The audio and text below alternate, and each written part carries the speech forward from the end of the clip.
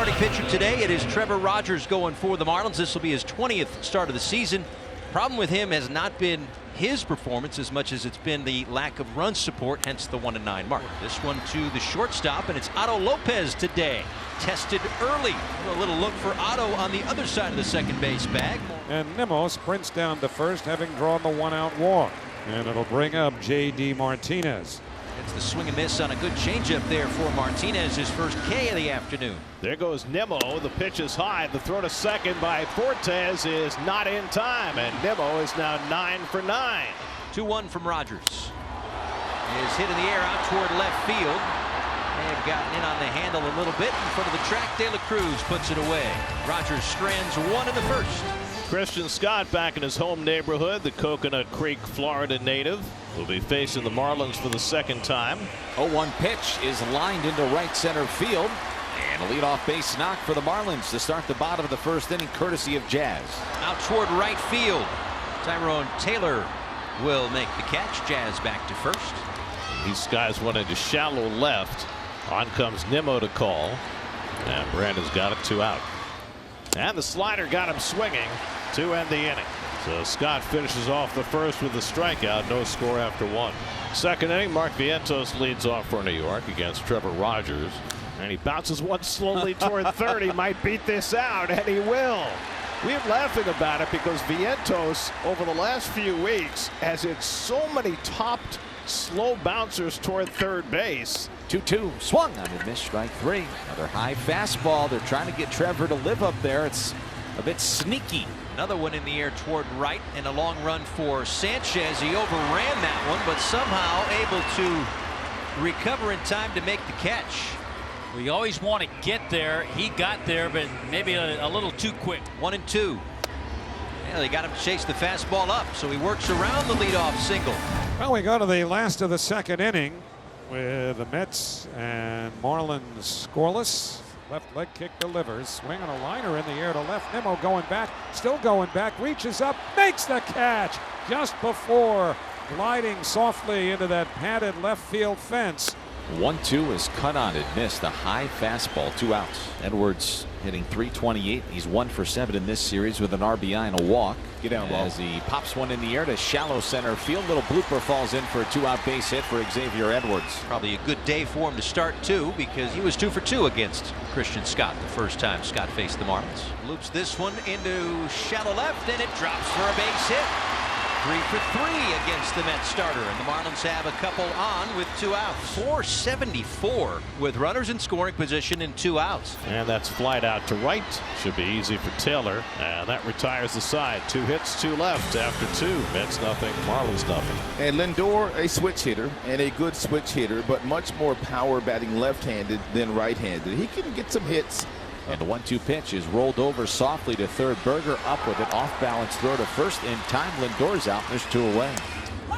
Great pitch for a called strike 3. 4th strikeout for Trevor. Jazz Chisholm Jr. will lead things off. He singled to start the bottom of the first. 1-0 to Jazz is lifted in the air, high and deep, right center field. Taylor going back in the gap, and he ran it down to make the catch. My goodness, what a play by Taylor. There's a ground ball hit towards the middle of the diamond. Iglesias has it on the backhand. He throws it over towards first, but De La Cruz will beat it out.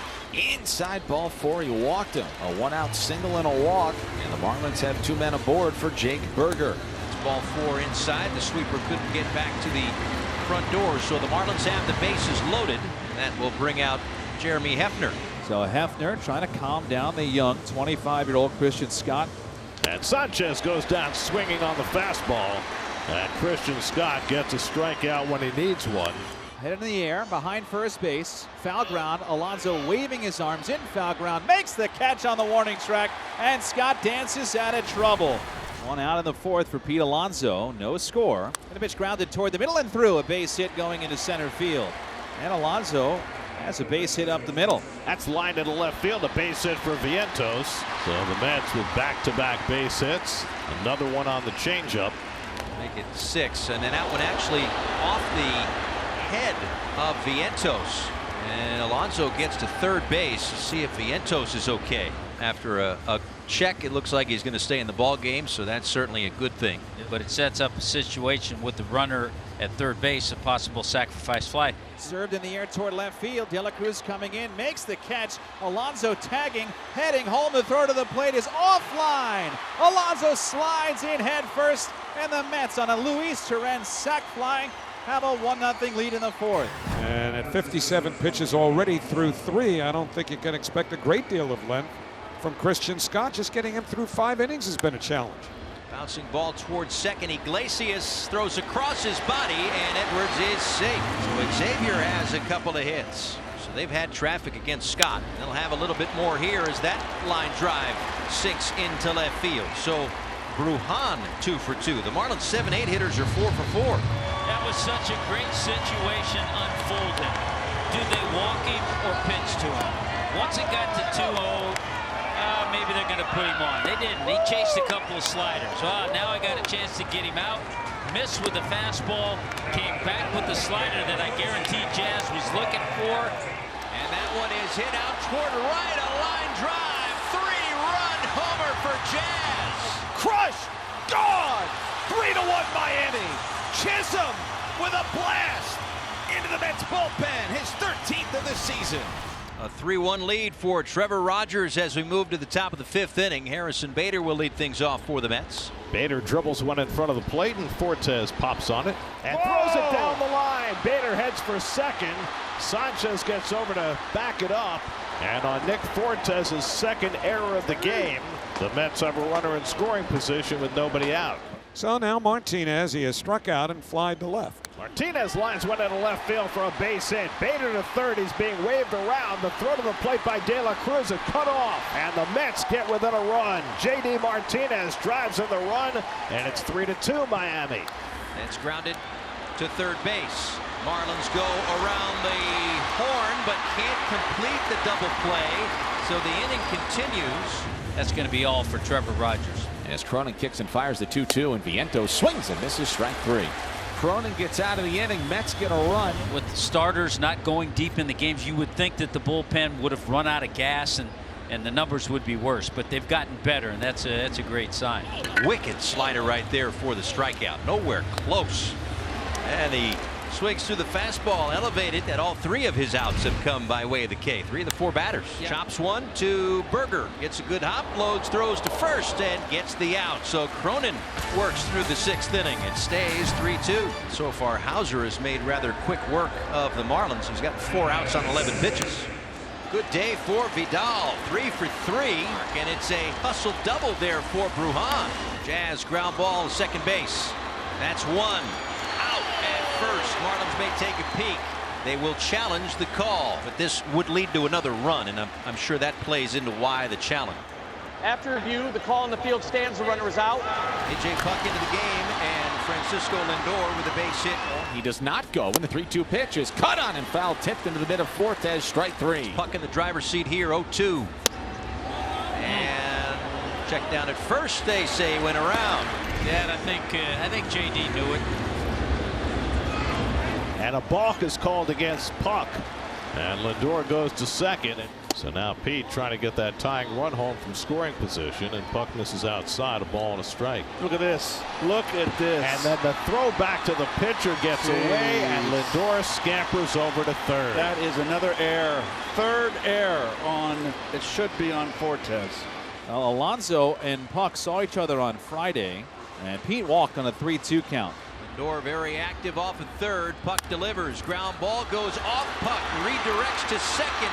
Edwards makes the play. Stayed with it. And the side is retired. What a play. Jake Berger, a couple of strikeouts and a walk today for Jake. Keep his 5-game hit streak alive.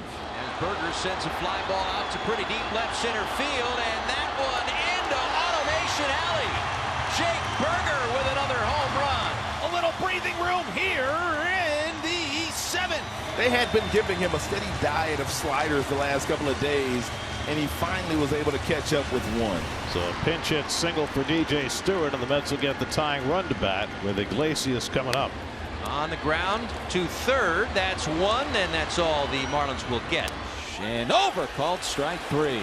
Caught McNeil looking at a cutter, and the side is retired. That should set things up nicely for Tanner Scott. The Marlins All-Star Tanner Scott, 15 of 17 in save opportunities into his 41st game this year. He'll face Harrison Bader.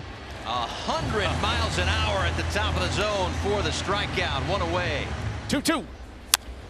There's a pop-up in the air center field. There with plenty of room into the ball game is Nick Gordon. He makes the catch, and there's 2 outs. Here it is. Swing and a miss. Strike 3. It's a Marlins win. 4-2 the final score to take 2 of the first 3 in this 4-game series against the New York Mets.